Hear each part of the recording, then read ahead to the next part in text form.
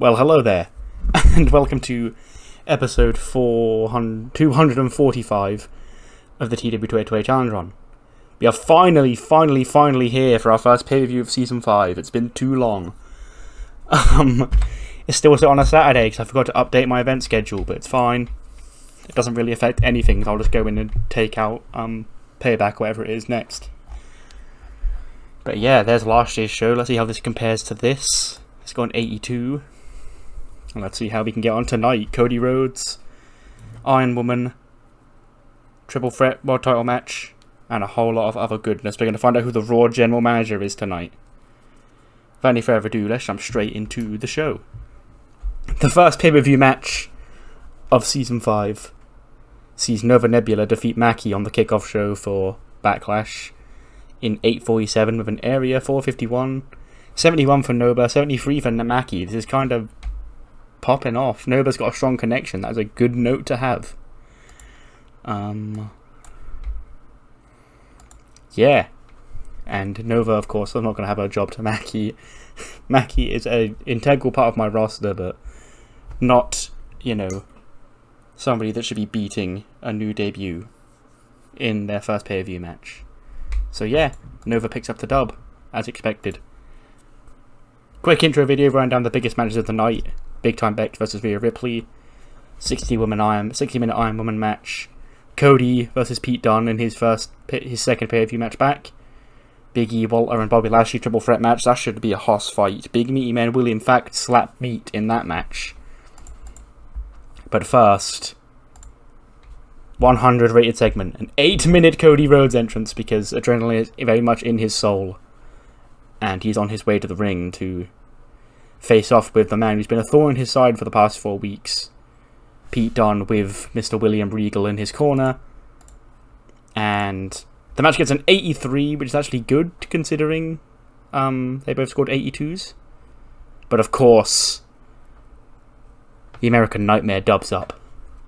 He puts Pete Dunne down with the Crossroads in 22 minutes 9 seconds to score his second pay-per-view victory back. First over Triple H at WrestleMania, now over Pete Dunne. So they both scored 82s, which is fine. That's pretty good. And this is your Cody Rhodes epic. And he's here, and he's on a roll. And he puts down Mr. Pete Dunne, Butch himself, here at WrestleMania Backlash. Then get a quick segment. I just wanted to sort of test this. Alexa's glamming herself up in her locker room, putting makeup on, doing her hair, ready for a moment of bliss later on where she's going to introduce the new Raw General Manager. Just a quick 2-minute segment that I rated on sex appeal just to see how it would do. And okay is the answer. Because it's Alexa, obviously. So, yeah. Then we cut back to the arena where Hit Row are making their entrance ahead of Swerve's match with Finn Balor. And they perform their rap, their hot new rap, their Finn Balor and Balor Club diss track ahead of Swerve's encounter with his former leader, Mr. Finn Balor. That match gets an 81. It also goes 16 minutes 30 seconds, and Swerve picks up the win. I forgot to put any notes in here, but obviously you got Ashanti, Top Dollar and B-Fab at ringside for Swerve, and only Escobar and Ridge for Finn. Which means the men cancel each other out, and B-Fab again distracts Finn, allowing him to get pinned by Swerve's springboard back elbow. 89 for Finn, 81 for Swerve. This is a big win for him. He's broken out on his own now, and he's ready to do big things. I guess as a single, technically, but also as the leader of Hit Row, so as a foursome. But yeah, Swerve with the biggest win of his career so far here against the former World Heavyweight Champion at Backlash. We then got back to AnimeCon, I just been back from MCM, so I'm all about this right now. Dio Senpai, Manny-kun and Saray still on the hunt for their sensei. And Dio's like, Manny, it's been 6 days. Or other way around, sorry. Dio's the one with the sensei. So Manny's like, Dio, it's been 6 days. Are we ever going to find this sensei? Everyone's like, they're here. Okay, do you know how busy this is? Do you know how packed anime cons are nowadays, Manny? Okay, everybody wants to be here. Everyone wants to be cool like us. Cool hipsters like us. And Saray sort of wanders off in the background. You can see her just looking at stalls. Manny's like, yeah, but the thing is, like, there's all three of us are. You know, it's just Saray's goes like, "Where's Saray?" She's like, "Oh, I'm here, Manny, I'm here." It's like, okay, but all three of us are getting bored. We need to get back to Raw. So, like, if this isn't going to hurry up, then I don't trust you with this anymore, do you? Then all of a sudden, smoke rises out of a room, and they all sort of turn around. That's like the room where the photo ops take place. And Manny's like, "What's going on in there?" And Dio's like, "Sensei's in there. Let's go." They sort of act all tough as they walk in. I've just realised now that this is like, you've got your like stereotypical trio of anime characters literally in this group. You've got the big brute, obviously, like the big brewing friend, the female, and then the male. I did that wasn't even intentional, but we do have it. It's like, I can't think of the example. I want to say Sonic, Tails, and Knuckles, but Tails is a man, so you get what I mean. You have that cliche here. Jesus Christ! In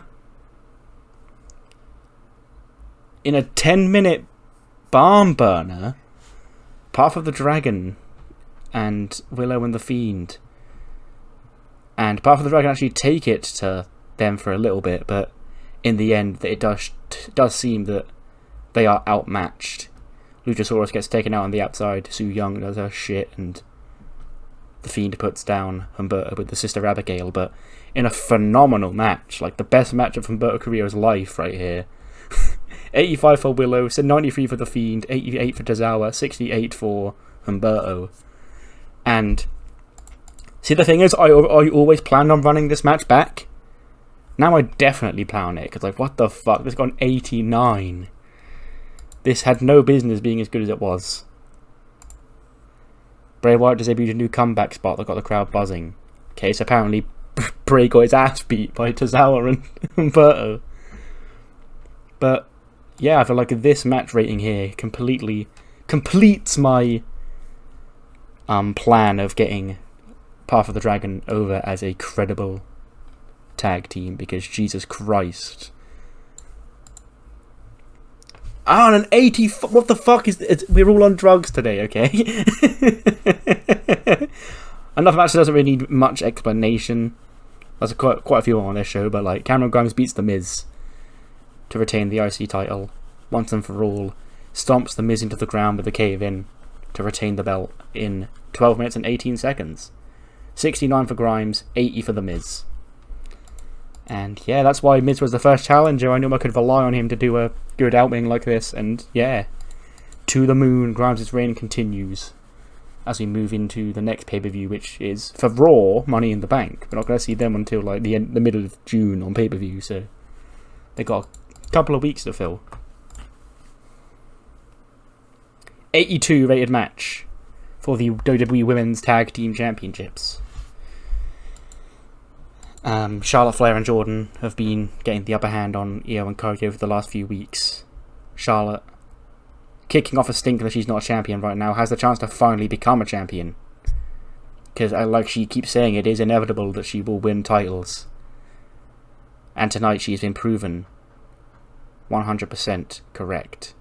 Because Charlotte Flair submits Kairi Sane with the figure 8 in 12 minutes and 7 seconds. It's actually funny because Kairi actually moaned about this finish, and I was like, what the fuck? Why are you Kairi moaning about jobbing to Charlotte?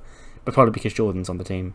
So I kept Io strong, because obviously I don't want to damage my figurehead's popularity, which is why Kairi took the pin, or submission even. But yes, for the first time in this entire save, Charlotte Flair is a champion. She said she was inevitable. She's like Thanos. She has the Thanos gear, you know, which is funny. Like, she can actually wear that with a purpose now, because she's also saying she's inevitable. And she was, because she's now a champion. And Jordan, I guess, goes along with the ride. She's like, fucking hell yeah, I'm a champion too, bitch. Woo. Here's a segment. Alexa comes out all dressed up, nice. So, ladies and gentlemen, welcome to a very special Backlash edition of A Moment of Bliss. You see, ever since I came to Raw, people have been asking me, Alexa, you're doing this whole moment of bliss thing, and like it's really gonna get you somewhere nice in the end. And I think that's nice because here I am here to announce the new Raw general manager to the world. And let me tell you, this person, Shane and Stephanie and all these people have been racking their brains for months, ever since Survivor Series when Eve left and all the fucking celebrities were coming in. None of the celebrities, I guess, impressed enough, but they had to find the right person who was charismatic and a fantastic leader and an expert in business. They had to try and find somebody that fit all those roles, and believe me, it's not that easy to find someone like that, which is why I don't envy the position that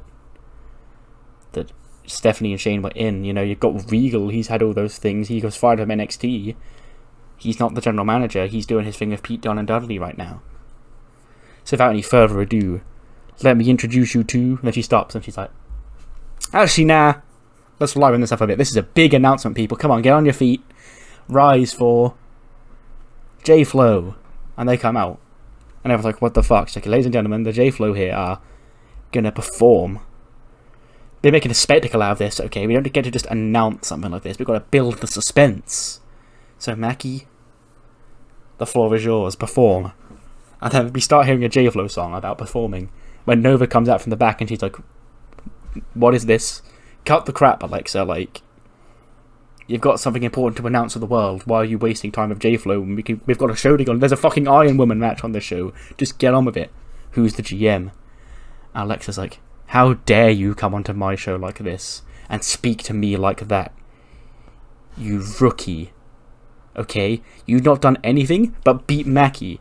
Okay, so you've not proven yourself that you belong here, and you're already coming on my show on pay-per-view in front of the biggest audience in the world, with my biggest announcement of all time, and you're speaking to me with this disrespect. I will not stand for it, I will not stand for this disrespect from you, Nova Nebula. And she's like, well, what are you going to fucking do about it, Alexa? It's like, I'll tell you what I'm going to do about it. I'm going to have you stand here, and I'm going to announce and introduce the new general manager of Raw. She sort of looks to the back, holds her arm out. She turns to Nova, she's like, it's me, bitch. Bang. Plonks with the microphone. And then starts just attacking Nova on the stage, tossing her into the set. She's like, well, as the new Raw general manager, my first order will be that tomorrow we start Money in the Bank qualifiers. And if you even wanted the chance to qualify for Money in the Bank, Nova, you've got to beat all 5 of J-Flow 5-on-1 in a handicap match, and then you get the right to qualify for the match. That doesn't get you in the match, but mind you, you've still got to qualify to go through. That just gives you the chance, because now you're going to pay for disrespecting me, because I have power. So Alexa, I was like, yeah, she needs more stuff to sort of do. She's more of a talker than she is a wrestler, really. So I was like, fuck it. She can have the GM role. She can do Moment of Bliss and shit. She got her office. And yeah, she did the thing when she was back in 2019. Where she was the trial. She had the suit. She was captain of a Survivor Series team and all that shit. I was like, yeah, she could pull off being the GM. And it works as a plot hole, as a plot device for the feud. So Alexa, I guess, pulling the strings here on Raw, Brandy doing it on Heat, RJ on Velocity, and Pierce on SmackDown. So this whole time, Alexa knew who the show manager was. It's her. That little bitch, and she's got it out for Nova Nebula. I thought this was the match. Holy shit. No, this is the hype segment for the big, beefy triple threat. Big E, Bobby Lashley, and Waller. And the match gets a... not far off. Yeah, stamina and psychology and shit. This couldn't go too long, but I knew just making it a wild brawl would be the best choice. And it was! Big meaty men absolutely slap the fuck out of each other for 14 minutes 27 seconds until Big E plants Lashley with the big ending to retain the title. I'm not taking the belt off Big E this early. I didn't really want to pin Lashley and Waller, but I did book myself into that corner. So we'll have to deal with it. Sorry, Bobby. And yeah. 83 for Bobber, 84 for E, 95 for Walter. Jesus, brother. What are you doing? And that is Big E staying on top. He's doing it big. He's the World Heavyweight Champion. And I forgot to put a segment in, so we just move on to the next match, apparently. Which is Sheamus versus Edge. You know. He beat Randy Orton and then he beat Damian Priest. So they're both banned from ringside for this match. So it's Edge and Sheamus one-on-one. No other members of the grand jury, I guess I called them. I realise I've made a mistake with the names, which I'll get to in a minute, but it's fine. It's easily fixable. So, Sheamus actually taking it to Edge. Sheamus is giving him a fight. And it looks like it's going to be on even terms when two hooded figures stand on the stage. And he's like, what the fuck is this, fella? We said that Orton and Priest were banned from ringside. And the referee's like, yeah, I fucking know. Look, go away. When a third, smaller hooded figure crawls out from under the ring. And Sheamus like, well, who the fuck is this? That's not Randy Orton or Damian Priest. And then while the referee's distracted with these three hooded figures, like, now you gotta fuck off. Orton and Priest then slide into the ring, because the referee's distracted. Lay him out with a reckoning in the RKO, and everyone's like, what the fuck? Like, this is Randy Orton and Damian Priest, so there's three other members of this crew? And then they slide away, obviously, and run away before the referee can see him. Edge hits a spear, 1, 2, 3.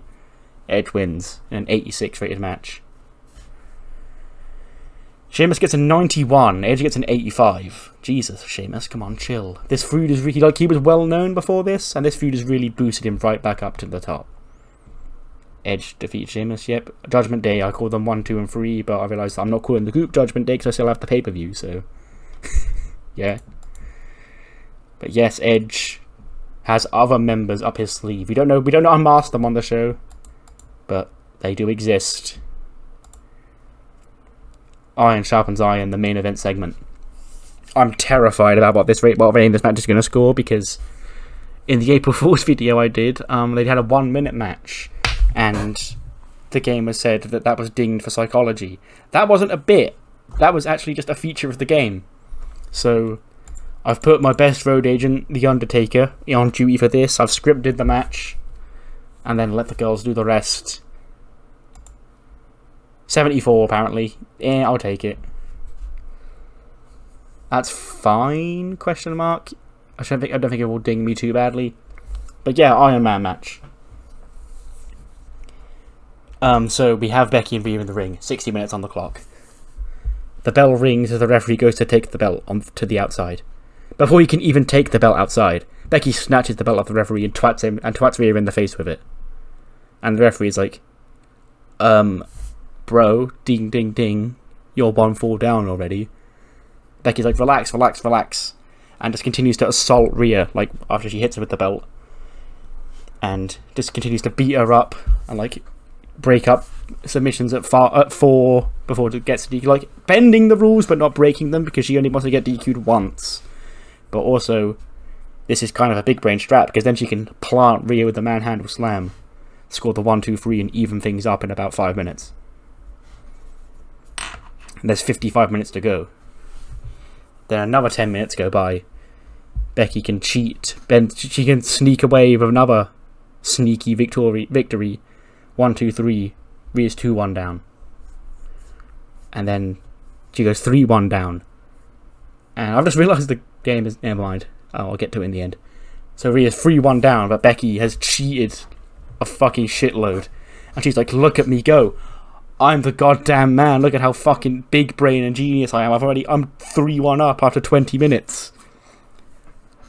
Which then proceeds with 10 minutes of, Rhea staggering to her feet and trying to even the numbers while Becky runs around the crowd and tries to waste time. And then the clock ticks down. Becky is in the corner. Rhea's got her cornered. Pulls her in. Riptide. 1, 2, 3 is 3-2. And Becky's like, oh fuck, oh shit. I need to get my lead back. She goes to get the belt back. She goes to twat Rhea with it again. Rhea swats it away. We do the same WrestleMania finish. Riptide, 1, 2, 3. Rhea levels things up. And then, with about 5 minutes left on the clock, Riptide number 3, Rhea goes 4-3 up. And now Becky's like, oh fuck. Like, what am I to do? because I'm beaten the fuck up now, and like I tried to get the early advantage, but it didn't pay off. So she's trying to do whatever she can. She fucking gets the belt, hits Rhea with it again, and that's a DQ. Rhea goes 5-3 up, and Becky tries to pin Rhea off that, but she kicks out, and she's just fucking so angry. And then like there's like 30 seconds left on the clock, and Becky's just pissed off, sitting on the floor, knowing that she's fucked this up. And then the clock strikes 0 as Becky just sits there and sort of thinks about what she's done. And Rhea Ripley retains the title. 5-3.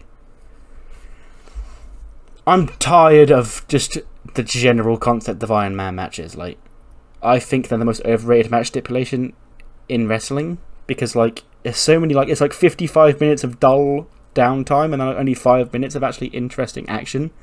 So I was like, if I'm gonna do one, I had the challenge to do one, I was like, I need to have like a unique story about it instead of just, these two can go in there and do cool moves for 60 minutes. And like Becky's whole shtick about being smart and big brain, I was like, well, she's the sort of person that would do that, take the early lead, and like try and hold on to the early lead by like avoiding Rhea. But in the end, it's a marathon, not a sprint, as they say, and turned out her big brain strat wasn't so great after all. She started to go a little bit insane towards the end, and Rhea retains the belt. And I'm just tired of like Iron Man matches where it's like, 1-0, 0-0. I'm like, no, just give me like, if someone gets beaten up by something and pinned, like they're weakened, they can get a couple of falls, it won't make them look weak, it's fine. That's my thoughts anyway. You might completely disagree and think this match was shit, but to me, if you're going to do an Iron Man match, it's better than just they're going to do moves for about 55 minutes because they're good at wrestling, and then the last 5 minutes are the only ones that are important as the babyface tries to make the comeback. Maybe it's just me. But at the end, hashtag and still, Rhea holds her belt up high and Becky sort of just sits on the apron looking like, well, what the fuck have I done? I fucked up. Basically, she only had one chance to get this right and she thought she had the perfect plan. But she did not. 82 show, I'll take that given the main event was bad. But yeah, overall I thought the show was phenomenal. Main event aside, because you got this banger, this banger, this banger, this banger. So yeah. But what matters more than the 82 is what you thought of the show. Do let me know what you thought in the comments below, and I'll see you next time for Raw with the fallout of Backlash. See you then.